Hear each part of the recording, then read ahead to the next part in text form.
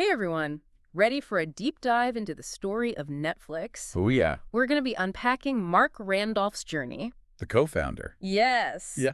Pulling from his recent interview on the Diary of a CEO YouTube channel. Awesome. So whether you're into startups, entrepreneurship, or just love a good underdog story, this one's full of twists No, I bet. you might not expect. It's funny because you'd think a company like Netflix started with, Uh-huh. a light bulb moment, like a stroke of pure genius. Right. But it wasn't like that at all. Definitely not your typical eureka moment. Randolph actually described Yeah. how he and Reed Hastings Right. had this ritual of brainstorming ideas during their commute, Okay. just throwing out all sorts of wild concepts. Exactly. We're talking personalized shampoo, Oh, custom pet food, interesting. things that sound completely ridiculous now. But that's the point, isn't it? Yeah. It wasn't about hitting the jackpot on day one. It was about the process, the constant ideation, the willingness to test even the silliest notions, Right. almost like they were flexing their creative muscles,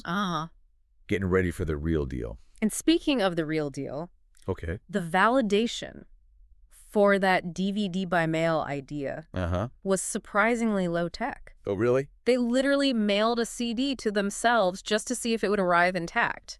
That's such a classic entrepreneur move. You think about how sophisticated Netflix's algorithms are now. Right. Personalizing recommendations Right. for millions of users. Yeah. And it all started with that simple test. It's amazing. It shows you don't need fancy tech or millions in funding Right. to validate a core concept. What's even wilder is that even with that validation, the DVD rental market was minuscule back then. Oh, wow. Fewer than 250,000 DVD players in the entire U.S. Really? Can you imagine taking that leap of faith today? It speaks volumes about their vision, their conviction in the idea.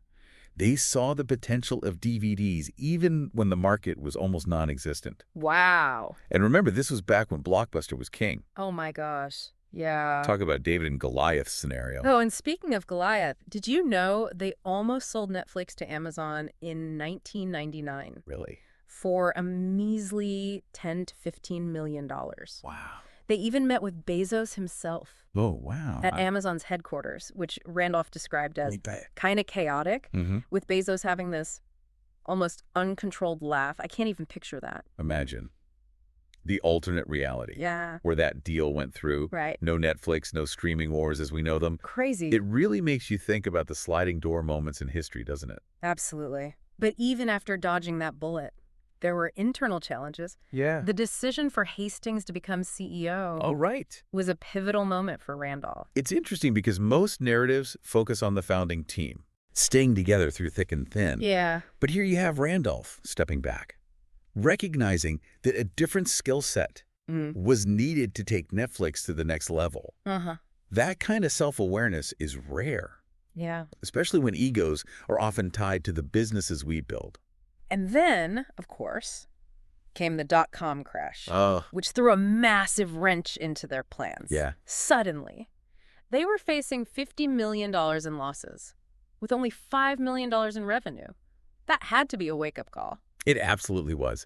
The dot-com crash wiped out so many I know. promising startups, but for Netflix, it forced them to get scrappy, Yeah. to innovate even faster. Uh-huh. They had to become incredibly efficient with their limited resources Right. and double down on what was working. Yeah. And this is where their tech-focused approach really shone. Right. It's the classic innovator's dilemma, playing out in real time. Yes. You have Blockbuster, this massive established company, stuck in their old ways, while Netflix was nimble, adaptable, ready to ride the wave of the internet. Exactly.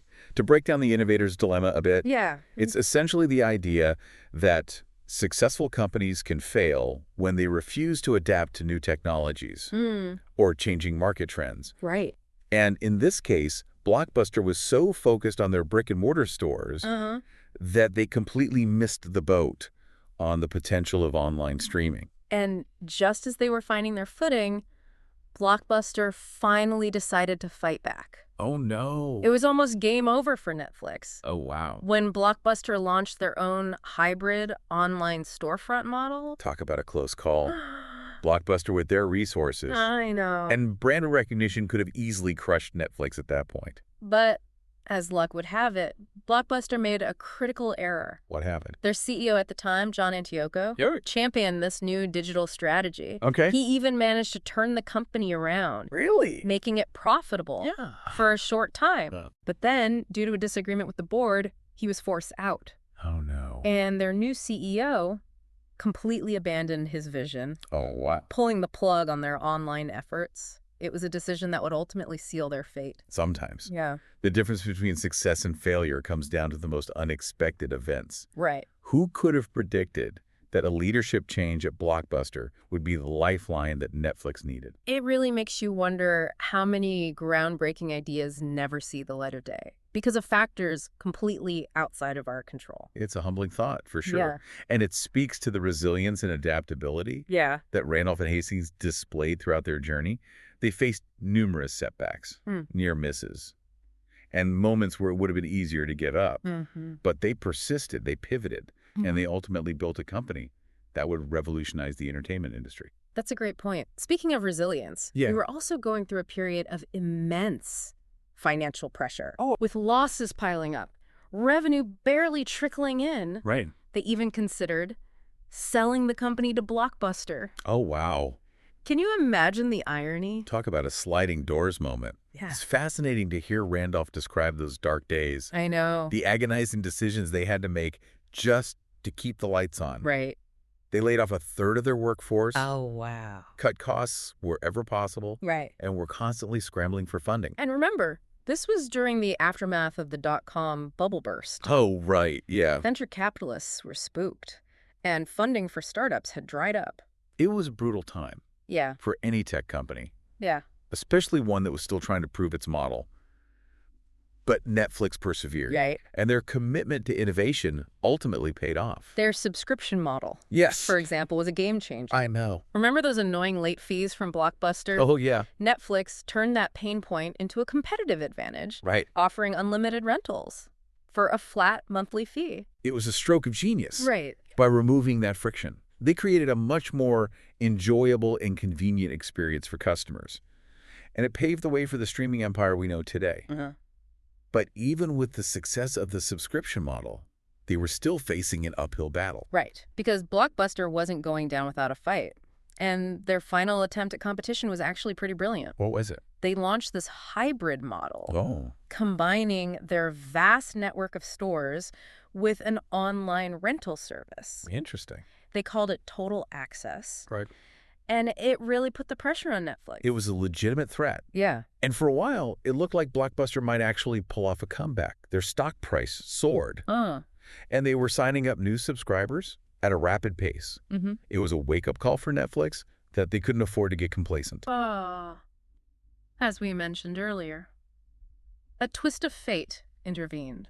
What happened? Blockbuster CEO, John Antioco, who had spearheaded this digital transformation, was ousted in a boardroom power struggle. Oh, wow. And his replacement, Jim Keyes, made a fatal decision. What did you do? He completely abandoned the online strategy. Oh, no. Focusing solely on their brick-and-mortar stores. Oh, wow. It was a decision that ultimately sealed their fate. It was a classic example of corporate short-sightedness.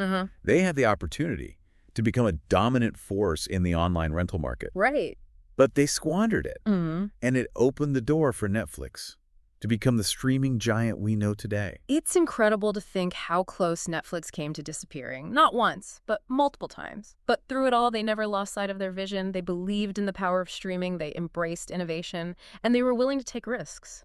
And that's what makes their story so inspiring. It's a reminder that success is rarely a straight line. It's about perseverance, adaptability, and a healthy dose of luck. And as we'll see in the next part of our deep dive, Randolph's journey after leaving Netflix is just as fascinating. As his time building the company, he continued to embrace his entrepreneurial spirit, starting new ventures and sharing his wisdom with aspiring founders. That's a great segue to the next part of our deep dive. But before we move on, I'm curious what stood out to you the most from this part of the conversation. What struck me most was how Netflix's culture played such a crucial role in their success. Yeah. It wasn't just about Yeah. having the right technology Oh, or yeah. business model. Yeah. It was about creating an environment Mm-hmm. where people felt empowered to take risks, Yes. innovate, and challenge the status quo. Right. The famous Netflix culture deck. Oh, yeah. It's almost legendary in Silicon Valley. It is. And Randolph had some fascinating insights into how it came to be. Like what? He said it wasn't some grand pre-planned strategy. Oh, interesting. It evolved organically Uh. from the values and behaviors that he and Hastings Yeah. embodied as leaders. He emphasized that they were obsessed Right. with attracting and retaining Yeah. high-performing individuals, Uh-huh. people with exceptional judgment Right. who could thrive in an environment with minimal rules and oversight.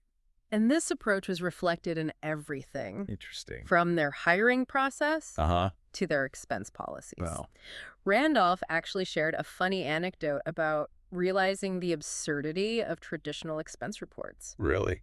He was at a previous company, Okay. sitting in a luxurious hot tub with a group of engineers who were complaining about their employer. Oh, wow. It dawned on him that even with all the perks, these talented individuals Yeah. weren't truly engaged Huh. or invested in the company's success. It highlights Ah. a fundamental shift Uh-huh. in how we think about motivation. It's not No. just about Extrinsic rewards, like money or fancy benefits. Uh, It's about intrinsic motivation, okay. about creating an environment Yeah. where people feel valued, Yeah. respected, Uh-huh. and empowered to make a difference. And Netflix took this to the extreme. How so? They famously had no vacation policy, Oh, wow. no set work hours, Really? and they encouraged employees to spend money as if it were their own. Interesting. It sounds almost utopian, It does. but it also seems like a recipe for chaos.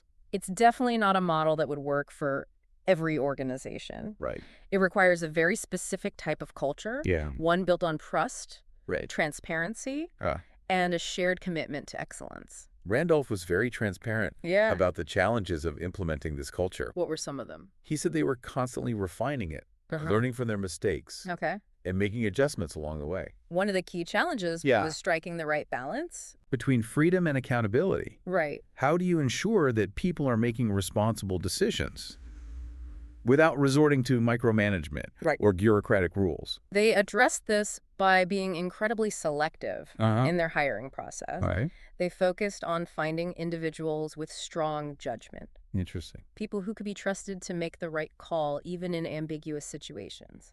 And they also fostered a culture Yeah. of radical honesty and open feedback. Uh-huh. Mistakes were seen as learning opportunities, Right. and there was no shame in admitting when you needed help.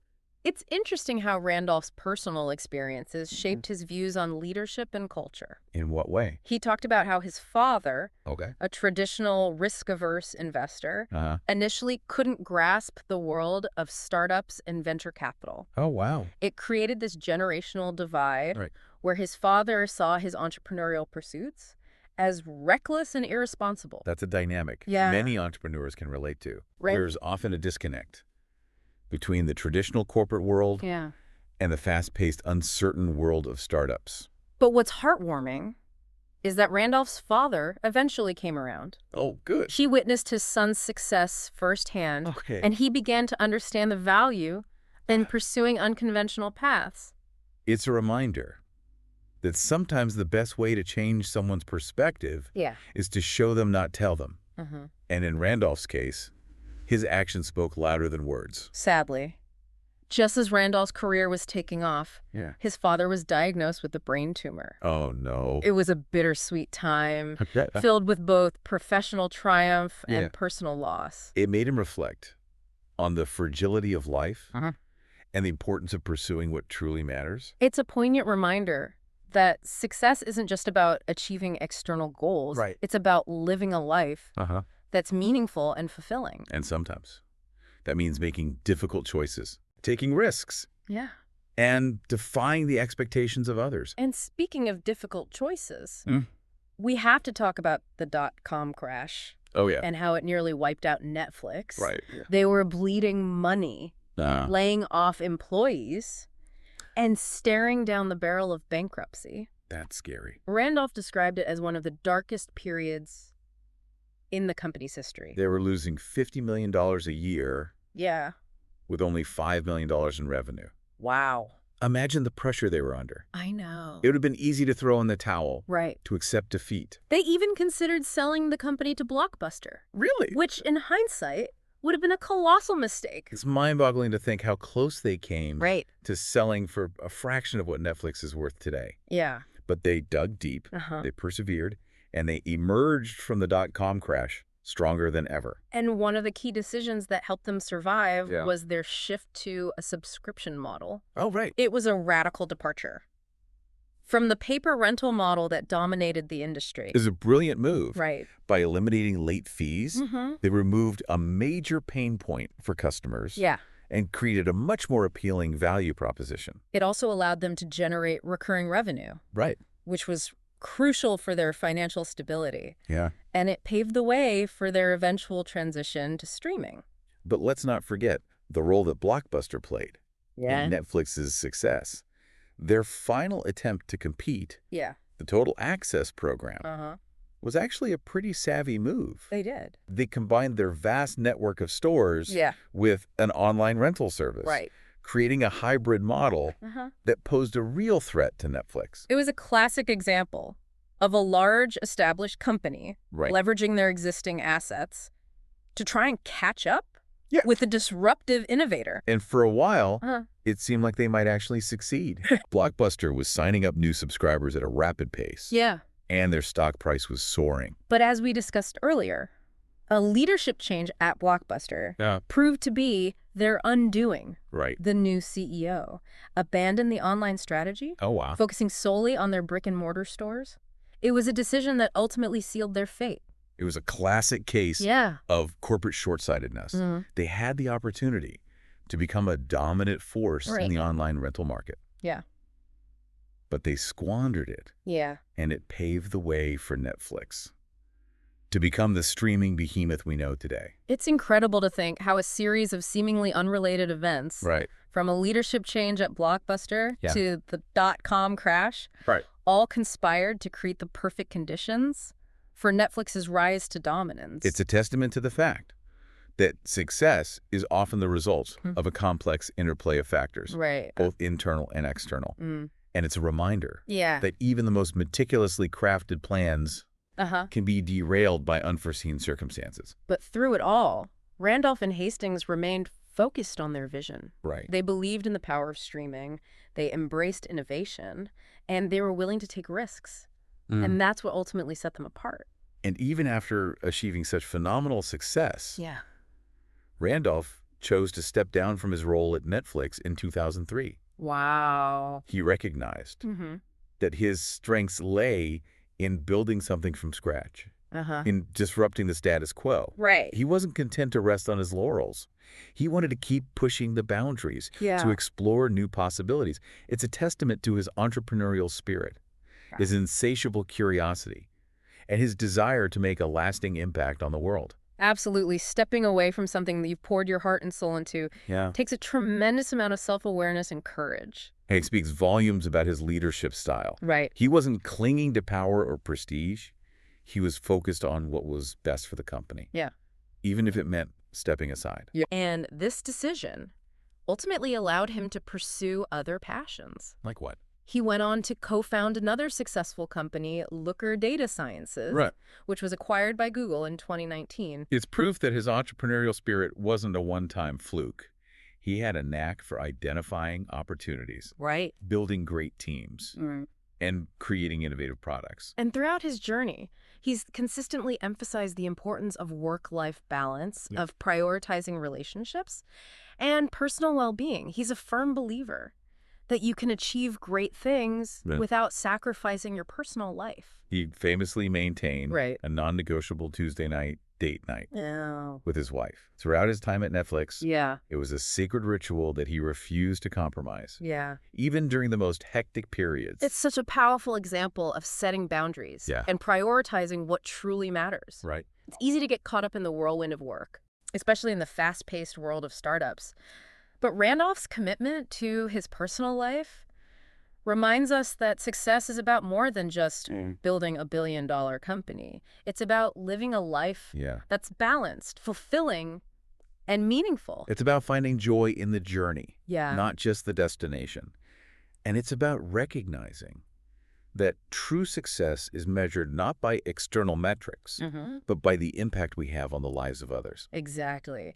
And Randolph's story is filled with so many inspiring lessons. There's aspiring entrepreneurs, seasoned leaders, and anyone who's striving to make a difference in the world, from his unconventional approach to brainstorming to his unwavering commitment to work-life balance.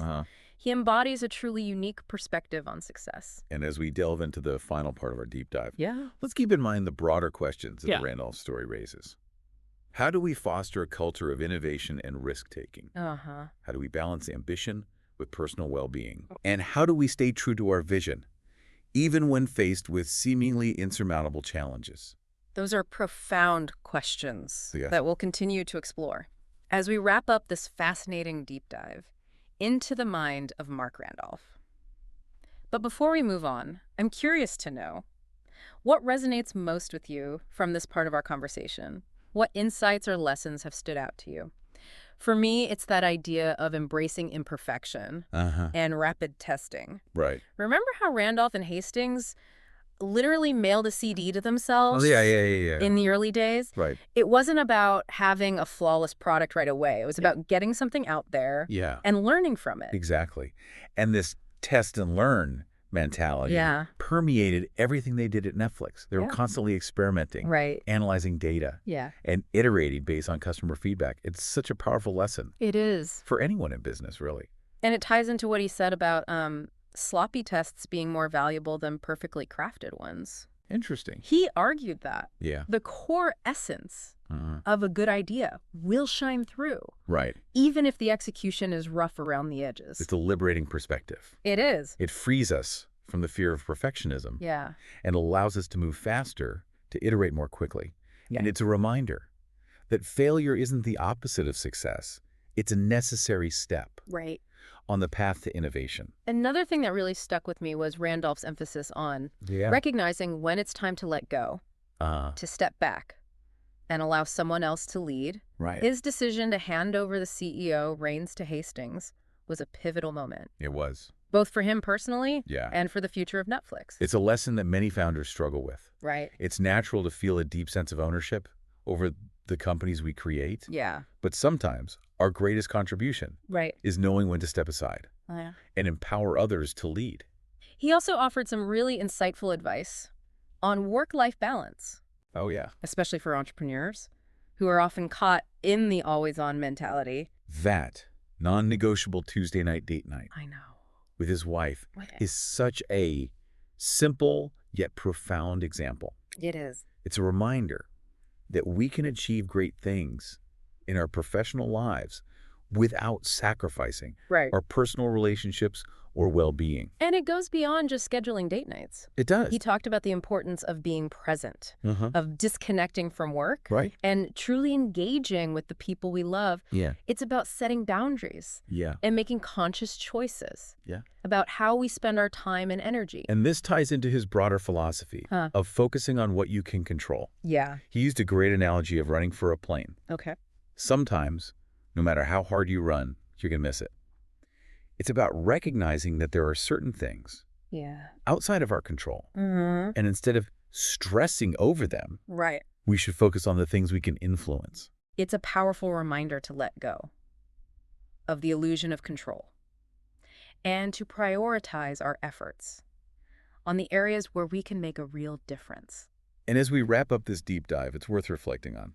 The question Randolph posed at the end of his interview: what seemingly obvious idea have you been overlooking in your own life or work? That's a good one. It's a challenge to all of us to step outside of our comfort zones, to embrace experimentation, and to look for opportunities in unexpected places. It's about cultivating that same spirit of curiosity, that willingness to challenge assumptions and explore uncharted territory that ultimately led to the creation of Netflix. And even though this deep dive has come to an end, the journey of discovery doesn't stop here. There's always more to learn, more to explore, and more to create. Uh-huh. Hopefully this conversation has sparked some new ideas, Yeah. challenged some old beliefs, and inspired you to approach your own endeavors with a renewed sense of possibility. And who knows?